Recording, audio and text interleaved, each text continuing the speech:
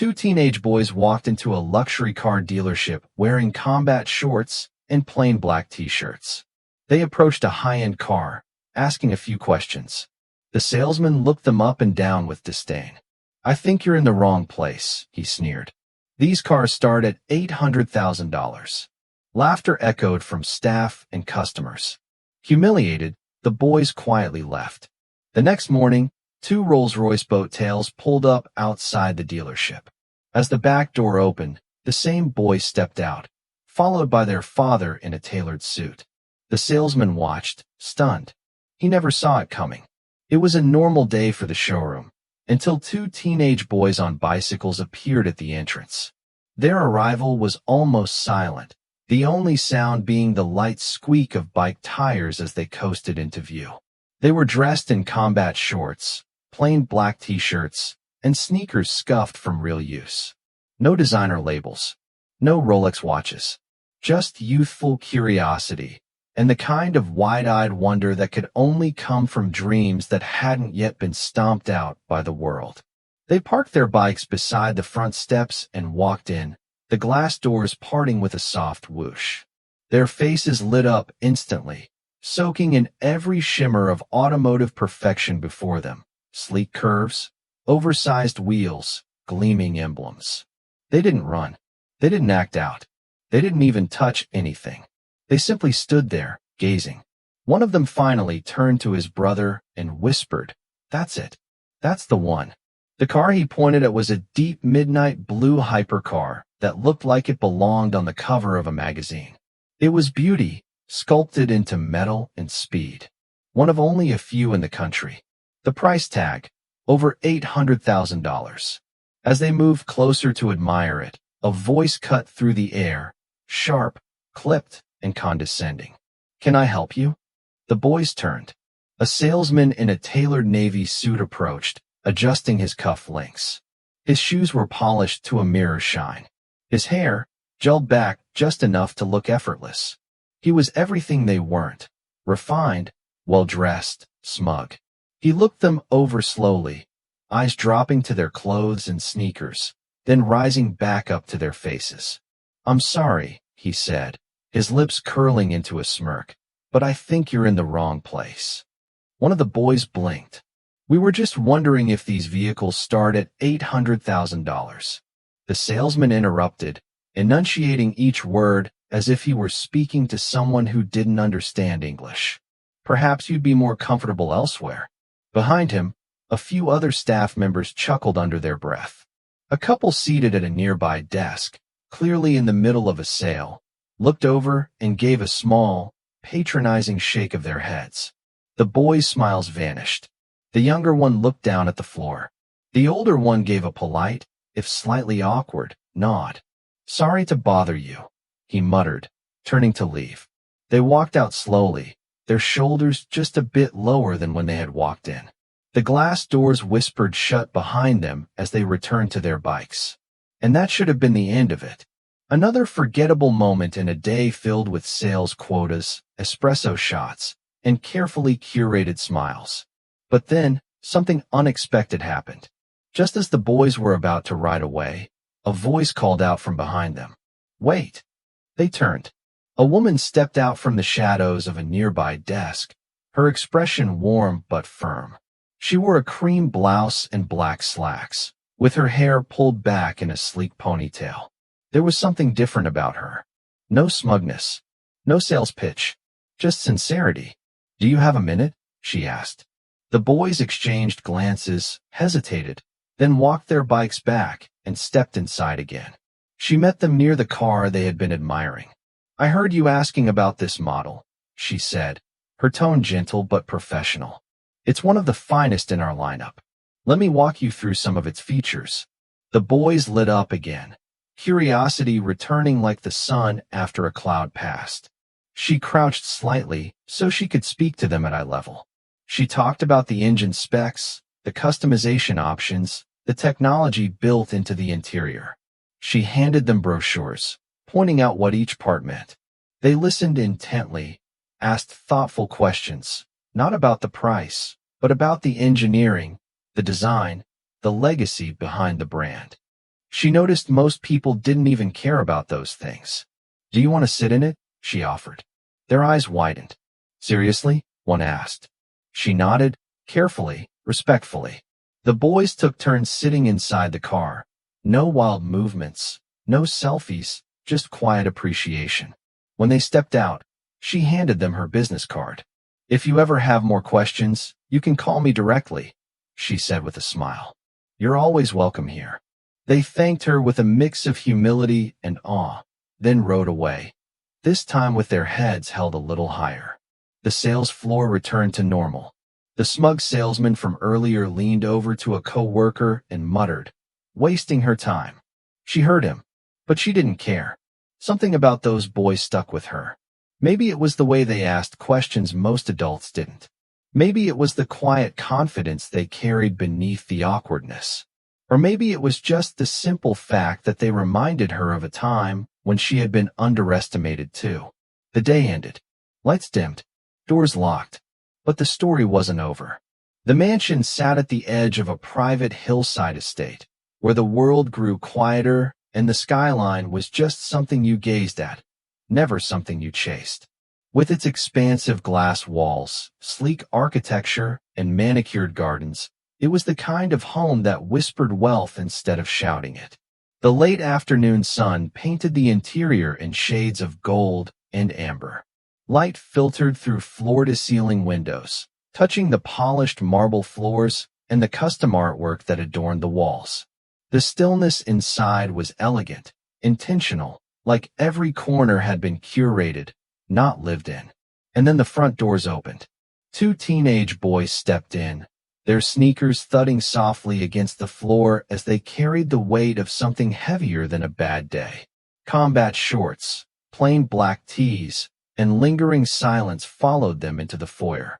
The older brother closed the door behind them and paused, his fingers tightening around the straps of his backpack. The younger one took a deep breath, then exhaled through his nose, like he was still trying to shake the feeling off his skin.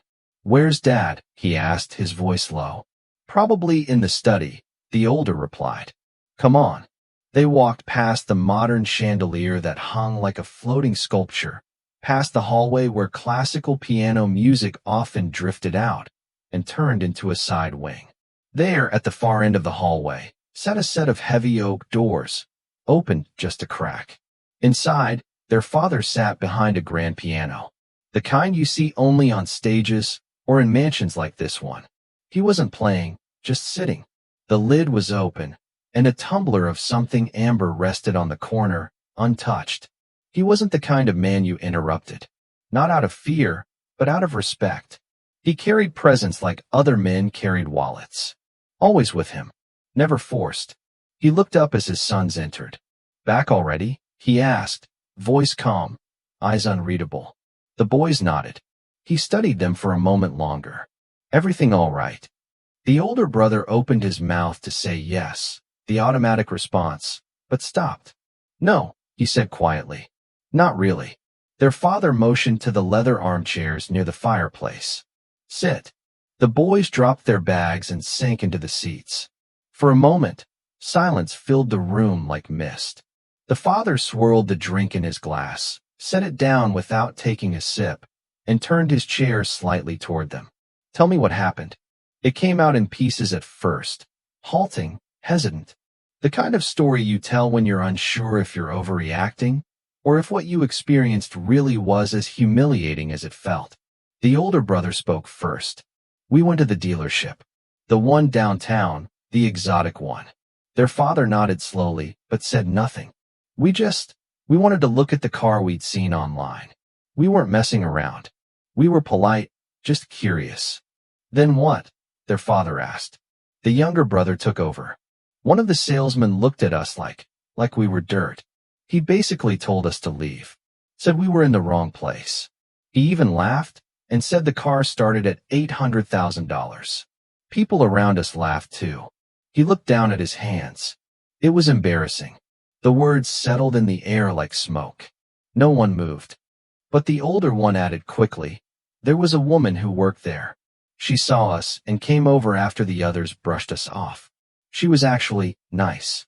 showed us the specs, handed us brochures, treated us like we mattered.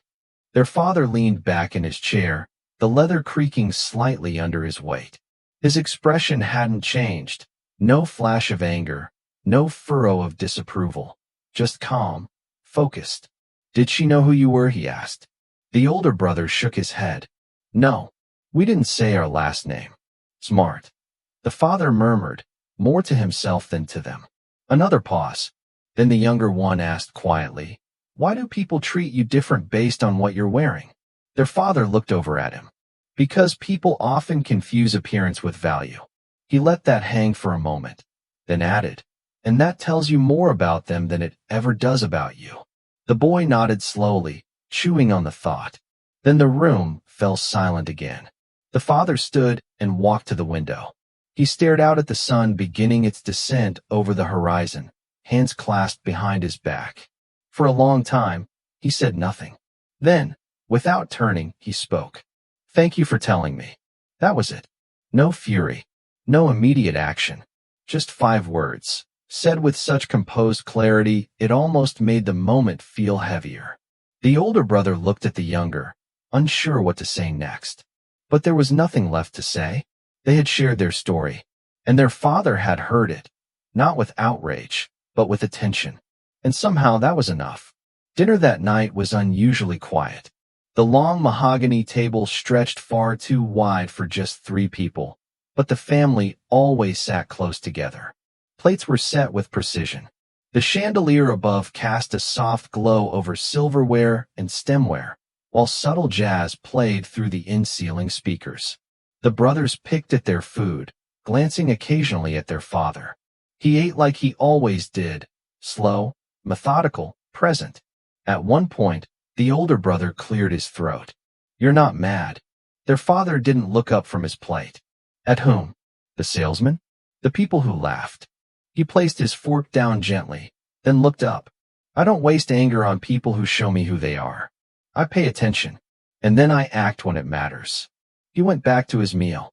After dinner, the brothers went to their rooms upstairs. The younger one turned to his older brother as they passed in the hallway. "Do you think he'll do something?" The older one smiled. "You don't know Dad by now." The next morning would bring an answer they never expected. Downstairs, in the privacy of his study, the father made a quiet phone call. "Yes," he said into the phone. "I need both cars delivered here by 8 a.m. tomorrow. No delays." He paused, listening. "No, not the usual delivery. Have the drivers wait outside the dealership. I want the timing to be precise." Another pause. Then softly, "It's time they remember not everyone who looks ordinary is." He ended the call, set the phone down, and leaned back in his chair. His sons had been judged by what they wore. He was about to remind the world that real power doesn't need to announce itself. It simply arrives.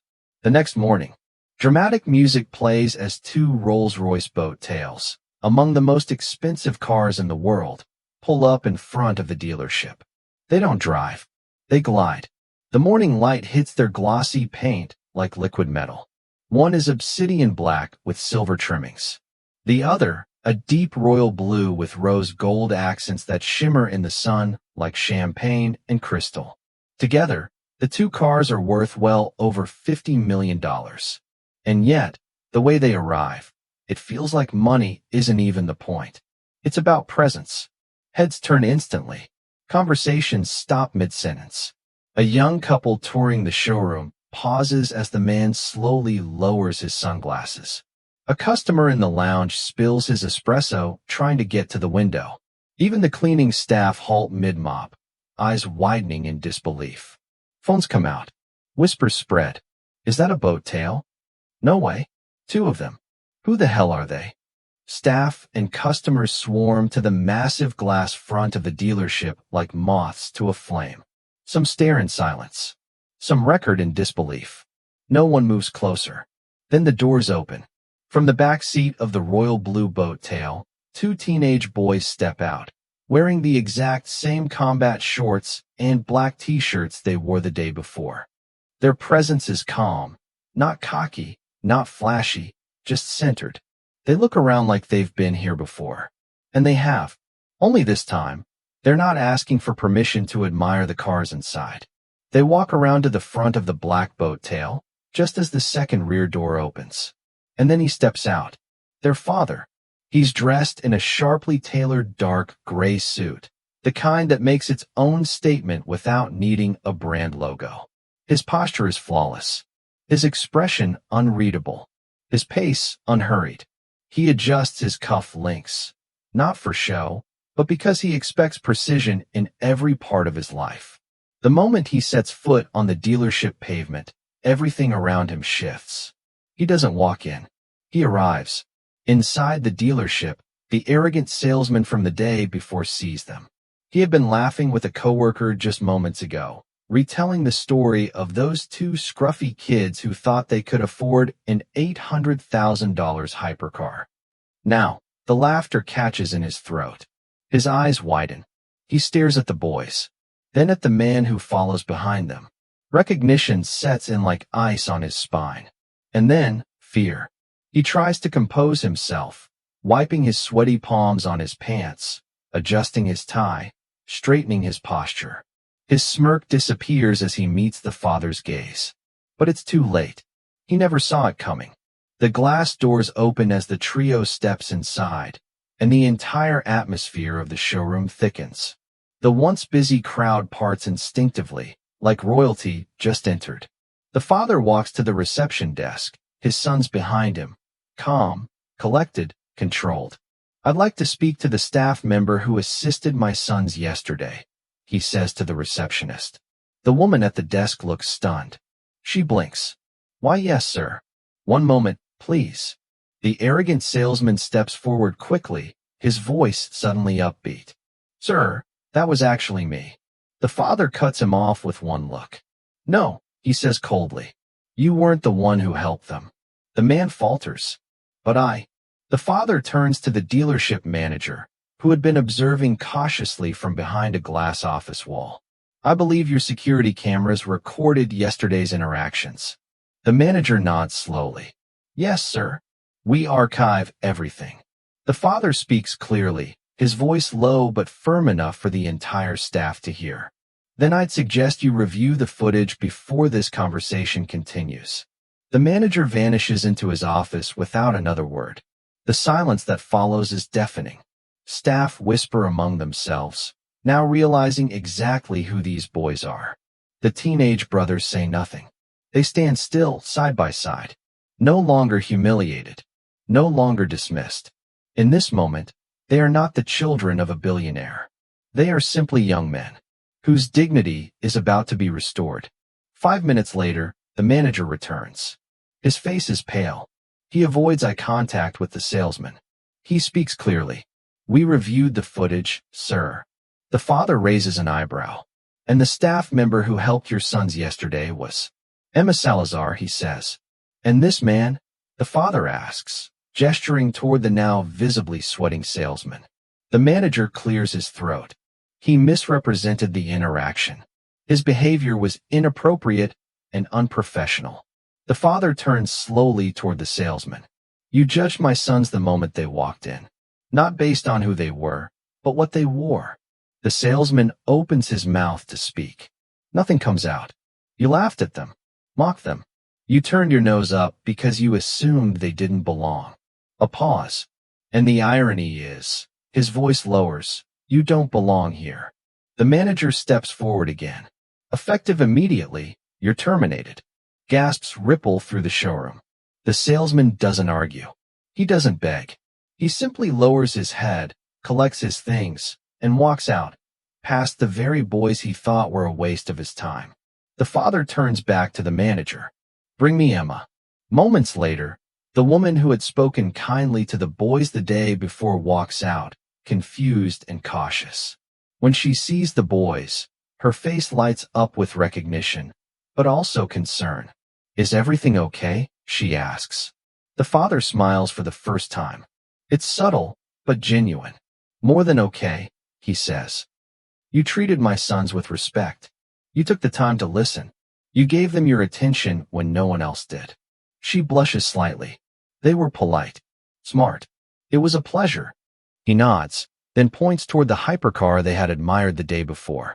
They told me they liked that one. The showroom falls completely still. I'd like to purchase it, he says, turning back to her. Fully loaded. Every feature they mentioned. Add it. Her eyes widen. That's over $4 million. He pulls out a pen. Then make it 4.1. And make sure the full commission goes to you. He signs the paperwork on the dealership's main counter, right where the salesman had laughed the day before. The moment becomes something more than just a transaction. It's a lesson, a reckoning, a reminder. As the paperwork is finalized, the teenage boys look around the room, at the people who had judged them, laughed at them, dismissed them. Now those same people stand quietly. Their expressions, a mix of shame and awe. The father steps back, holding the keys out to his sons. Happy early birthday. They take the keys with quiet pride. No cheers, no bragging, just quiet victory. They walk back outside to the boat tails. This time, not as the underestimated, but as the unexpected. And as they drive away, all that's left behind is silence, and a story no one at that dealership will ever forget. The engine purred like a sleeping lion as the sleek $4 million hypercar rolled away from the dealership's curb. The sunlight danced along its curves, catching flecks of polished chrome and deep, lustrous paint. Behind the wheel sat a composed man in a tailored suit, still and powerful, as if the car moved because he allowed it. In the back seat, his two sons sat in quiet awe, holding keys that meant so much more than horsepower. The car disappeared down the tree-lined road, swallowed by the distance. The sound faded. The moment settled. Inside the dealership, silence lingered like the echo after a thunderclap. Employees who had laughed the day before now stood speechless, frozen in the wake of what had just happened. A few still held their phones, now forgotten in their hands. Others simply stood with expressions of quiet disbelief. Shaken, not by the money, but by the meaning behind it. The manager watched from behind the glass wall of his office, arms folded, his jaw tight with regret. This wasn't just a sale. It was a statement. A moment that would ripple across that dealership and far beyond for years to come. The customer who had smirked as the boys were dismissed now lowered his gaze. The junior salesperson who had laughed along rubbed the back of his neck, shifting awkwardly on his feet. Even the janitor, who had stayed out of the drama entirely, shook his head in silent respect. They had all seen it. The transformation, the twist, the truth, and they would never forget it. Because this wasn't about a car. It was about how people are treated when no one knows their name.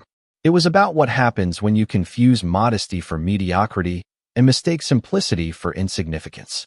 It was about judgment and kindness. Somewhere in the back, a soft ding echoed from the manager's office.